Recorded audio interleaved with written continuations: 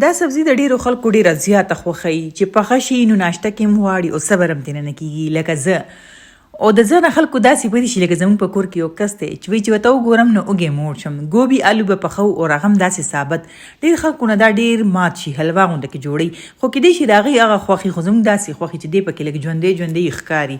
نو اسانه طریقه د دې دپاره ما لکه ټماټر پیاز آلو اور اوږې ادرک پیسټ مې جوړ کړو او دا مې پکې د ګوپي اناج کچه کچه پاڼې سی وسره ډنډه کې او هغه کلکه حصه ګل سره چې کومه بره حصه یې مې نری نری کټ کړه دا مې ټوله کړیچي کې واچوله مقدار درته اوس ښیم چې دا څومره مقدار کې ما اخیستي او دې کې ما غوړي حسب ضرورت واچول مالګه مې واچوله په دې کې او نن ګوپي مې کټ کړی دی مې اوبو کې ایښی اب اوس د چاڼ کې واچوم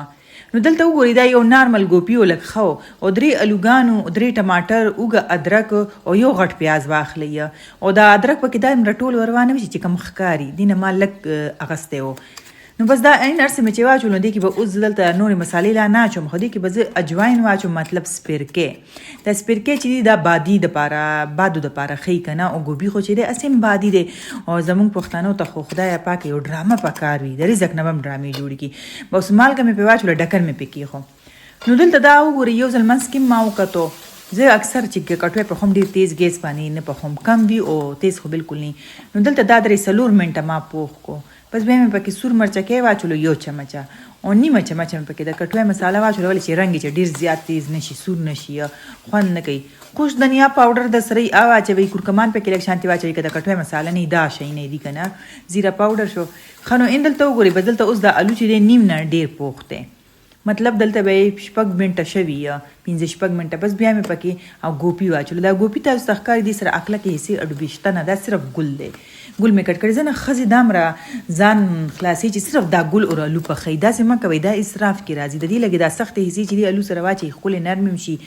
او دا ډانډې چې هغه هم ګورئ کچه کچه ولې چې نن سبا دومره مهنګایي ده که نه لږ شانتې کمپرومایز ګزاره کوئ او مکه ورکوټې ګوپي بیا ستاسو د ټول کور کېږي چې نه خالي ګل اچوئ غټ ګوپي هم ستاسو نه پوره کېږي